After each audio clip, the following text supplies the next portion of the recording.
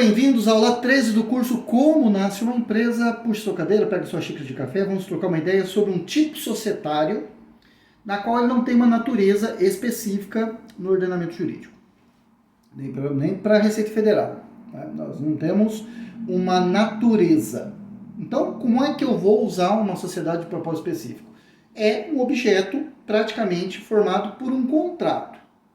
É o contrato que você vai formalizar, que vai dar a substância necessária para a existência de uma sociedade de propósito específico. O que ela é, então? Se eu não tenho uma natureza para ela, o que será essa sociedade de propósito específico? Ela pode ser qualquer tipo societário. Ela pode ser uma sociedade anônima, ela pode ser uma limitada, por exemplo.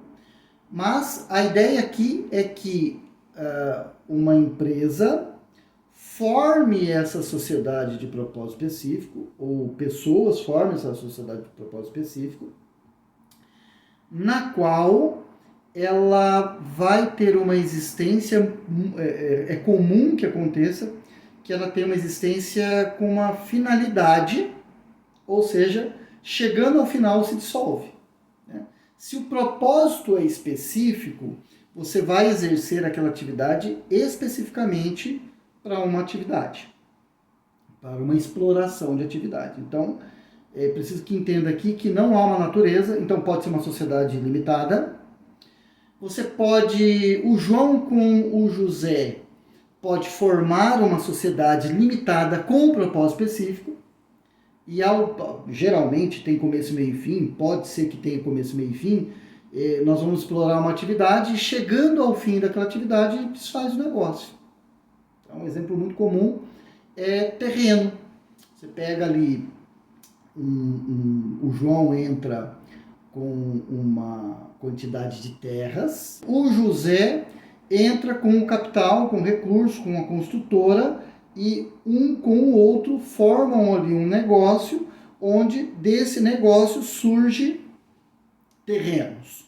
E a partir da formação desses terrenos, João e José, né, nessa sociedade que eles formaram, tá? Então veja, o João entra com um terreno, um patrimônio. José entra com recurso financeiro, né? Contrata-se ali serviços necessários, junta-se ali faz-se uma combinação desse negócio e forma os terrenos, né, 50 terrenos no valor X ali de venda. Começam a vender esses terrenos, devidamente legalizados perante a prefeitura, e 25 terrenos para cada um, né, vamos dizer assim, e ao vender esse negócio, chegou no último terreno, vendeu, se desfaz o negócio porque não há mais o que fazer ali. Sociedade de propósito específico não é diretamente tratada pelo Código Civil Brasileiro. No entanto, é uma forma de sociedade que tem sido cada vez mais usada no Brasil. Especialmente em projetos de grande escala que envolvem vários parceiros, como infraestrutura, construção e desenvolvimento imobiliário. Foi o que eu disse. Eu dei um exemplo de pessoas físicas, né, que se juntaram, a pessoa física A e a B, que formaram um negócio C. Um entrou com terreno, outro com dinheiro, e esses dois formaram uma sociedade limitada, por exemplo, e essa sociedade limitada executou esses recursos formando terrenos. Esses terrenos foram vendidos. Ao final da venda não havia mais o que se fazer, o propósito já tinha sido concluído, então finalizaram o negócio. Por exemplo, é um dos exemplos que eu dei.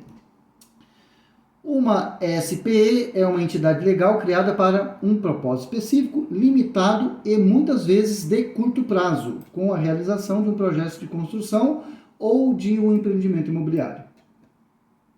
Uma vez que o propósito é alcançado, a SPE é geralmente dissolvida. Tá? É uma possibilidade, pode ser que não, pode ser que eles resolvam alavancar e realizar um outro negócio. Em um outro exemplo, nós temos que a empresa A, junto com a empresa B, somou as suas forças e formou uma terceira empresa. Que tipo societário? Qualquer um, aqueles definiu aqui. Pode ser limitada, uma sociedade simples, sociedade anônima, não importa aqui. O importante é que essa empresa entrou como sócia.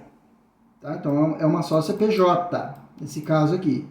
Essa também, esse exemplo eu estou dando exemplo de pessoas jurídicas que se juntaram para formar uma empresa, uma terceira empresa, e a partir disso executar um propósito específico. Embora o Código Civil não faça referência explícita a sociedades de propósito específico, essas podem ser constituídas sob qualquer forma de sociedade empresária, previstas no Código.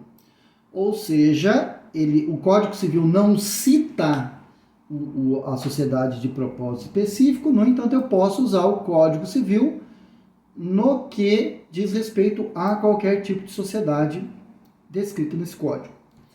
A escolha dependerá das necessidades específicas do projeto. Então, vai depender muito da tipologia ou o tipo de projeto ou a necessidade dos sócios. Nós sabemos que no Simples Nacional, para ser uma empresa enquadrada como ME e EPP e também poder ser optante pelo Simples Nacional, regime simplificado tributário, um regime tributário que tem ali as suas simplificações, eu não posso ter no meu quadro societário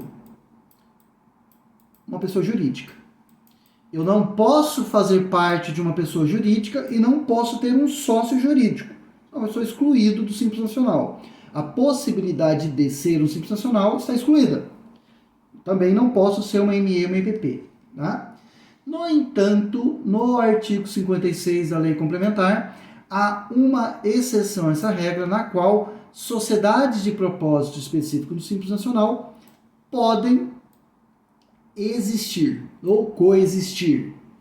A deliberação sobre a sociedade de propósito específico formada por ME e EPP. Então é uma exceção à regra. As microempresas ou empresas de pequeno porte poderão realizar negócios de compra e venda e de bens e serviços para os mercados nacional e internacional por meio de sociedade de propósito específico, nos termos e condições estabelecidas pelo pelo Poder Executivo Federal. Então, o que acontece? A regra é o seguinte: você pode formar, então, uma sociedade, pessoa jurídica do Simples Nacional, mais outra sociedade do Simples Nacional. Se elas forem sócios uma da outra, são excluídas. Mas, conforme o código, o artigo 56 da Lei Complementar, pode ser formado um terceiro negócio. No entanto, este terceiro negócio, eu estou dizendo terceiro negócio aqui, mas você precisa me entender que é um exemplo. Eu posso pegar várias pessoas jurídicas do Simples Nacional, vamos falar, ramo de roupas, compra e venda de roupas e sapatos, por exemplo. Vários tipos jurídicos aqui, eu estou dizendo várias pessoas jurídicas. Todas elas optantes pelo Simples Nacional podem formar uma outra empresa com propósito específico, no entanto, ela tem que ser tributada com base no lucro real. E o PIS e COFINS tributado pelo modo não cumulativo. Ou seja, eu tenho a empresa A, B, C, A, B aqui, C, A, D, que formam uma sociedade de propósito específico, só que essa quinta empresa aqui tem que tributar pelo lucro real. Tá? Aí é possível fazer.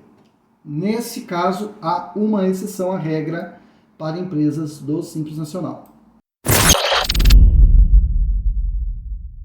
Trago um modelo de contrato social de sociedade de propósito específico limitada. Veja que, na verdade, nesse caso aqui, eu posso ser uma sociedade empresária limitada, uma sociedade simples limitada. Outros modelos podem ser formados também. E aqui temos um tipo, né, um modelo de contrato que eu vou deixar disponível para o aluno. Né? Então aqui você poderá vislumbrar ali alguns tipos, né, de cláusulas específicas, algumas anotações específicas também, que pode ser utilizado ali como modelo. Tá? Lembrando que esses modelos aqui eles precisam ser enriquecidos conforme a sua necessidade. Se você for usar esse modelo aqui, você precisa enriquecer esse contrato. Veja que ele é um modelo seco, né? Só para dar uma ideia de cláusulas aqui, ó, inclusive ó, cláusulas facultativas. Né? Você precisa adicionar cláusulas a mais nesse conceito, principalmente por se tratar de uma sociedade de propósito específico. Qual que é o propósito, por quanto tempo, qual que é o prazo, vai se dissolver depois ao fim ou não. Regras extremamente ali vinculadas às necessidades de cada sócio. Então veja, sociedade A, nesse exemplo aqui traz uma sociedade anônima e uma sociedade empresária. Legal o modelo, para nós analisarmos. A sociedade A, que é uma sociedade anônima, se juntou com uma sociedade empresária. Poderia ser duas anônimas, poderia ser duas empresárias, poderia ser duas pessoas físicas, né? Sócio C, e formou ali com uma pessoa física. A depender do tipo societário, a natureza jurídica será conforme o tipo societário escolhido. Uma sociedade limitada, você vai escolher a natureza de limitada, tá? É isso. Então veja que houve uma combinação aqui entre sócios, uma anônima com uma limitada e com um sócio pessoa física. Só para demonstrar aqui esse volume, né, esse modelo de contrato. Vou mostrar um outro contrato aqui, um outro modelo, que é um ato constitutivo SLU, Sociedade Limitada Unipessoal. Neste exemplo, nós temos que um sócio, apenas um sócio, pessoa física ou não, formou uma sociedade única, onde o sócio unipessoal forma uma sociedade na qual ele ficará sozinho nessa sociedade. No que diz respeito à sociedade de propósito específico, quando formada por um único sócio, ou seja, uma unipessoal, a SLU, talvez eu esteja ignorando aqui algum elemento, mas eu acho particularmente um pouco estranho ali uma sociedade de propósito específico com uma pessoa só. Porque a sociedade, ela nasce, tem o propósito de permanecer. No entanto, você pode em algum momento baixar o seu negócio, extinguir ele de forma voluntária. Isso não há problema nenhum. Então, se eu tenho vários negócios e abro um negócio unipessoal, na qual eu tenho um propósito específico para aquilo, e ao término eu venho a encerrar, ou eu não tenho ali elementos de uma sociedade de propósito específico e venho encerrar, no meu entendimento é a mesma coisa. Tá? Mas é possível, você pode montar um negócio, não, eu quero montar um negócio unipessoal e que seja de propósito específico, e ao final desse propósito eu vou encerrar o negócio, dá na mesma. Agora, quando você tem dois ou mais sócios, faz muito sentido ali, porque você está envolvendo outras pessoas, você está envolvendo talvez outros negócios, como nós vimos nos nossos exemplos. Faz sentido ter um contrato e falar, não, o propósito é específico, ao fim nós vamos encerrar aqui. Ou não necessariamente você tem que encerrar, mas que o propósito seja específico. É possível. No nosso estudo de caso, eu trago um exemplo muito legal mesmo. Foi um prazer ter trabalhado com uma sociedade de propósito específico, na qual eu fui contador, profissional contábil de uma construtora de massa asfáltica, né? Então, assim, uma empresa relevante na região. E esse negócio era um negócio familiar que tinha outros negócios ali, um deles era uma incorporadora, um empreendimento imobiliário. Essa incorporadora, esse empreendimento imobiliário, tinha umas terras rurais que se tornaram, e viria a se tornar, um bairro, ou seja, um terreno urbano. Ela combinou negócio com uma construtora de Poços de Caldas, muito famosa ali na região de Poços de Caldas. Então veja, uma incorporadora que tinha um terreno, uma construtora que tinha o capital, se juntaram e formaram ali praticamente um bairro. E esse bairro estava muito próximo de uma unidade, de uma universidade federal, muito famosa na região, para não dizer no Brasil. E esse bairro, esse novo bairro, é fruto de uma combinação de um contrato de sociedade de propósito específico. Juntaram-se ali duas, uma incorporadora e uma construtora, bem distinta, né? Juntaram para fazer negócio, e ao final do negócio, esse terceiro elemento, essa terceira empresa, que tinha nome próprio, específico, com um propósito específico mesmo. Ou seja, ao final da venda do último terreno, o negócio não haveria mais motivo para continuar, encerrariam ali. Era isso que estava descrito em contrato. Então foi uma experiência muito bacana, muito legal, porque é uma experiência de sócios jurídicos. Então você está formando uma terceira empresa que tem elementos ali diferenciados, né? Você tem propósitos específicos, sócios jurídicos, todos os elementos são diferentes. É claro que esses negócios ali, todos eles combinados, não podem nem chegar perto do Simples Nacional, você não pode ser optante pelo Simples Nacional nesse caso aqui. Elas eram lucro presumido, enfim, foi uma experiência muito legal. E é claro, essa empresa, eu não sou profissional contábil dela hoje, porque eu era profissional contábil interno. Então, quando eu saio para montar o meu negócio, logo eu deixo aí essas atividades, não sou responsável mais. No entanto, eu acredito que essa empresa continua existindo porque, eu suponho que ela exista até hoje, ou justamente porque nós eu até fazia um controle muito legal de custo, de apropriação de custo por terreno.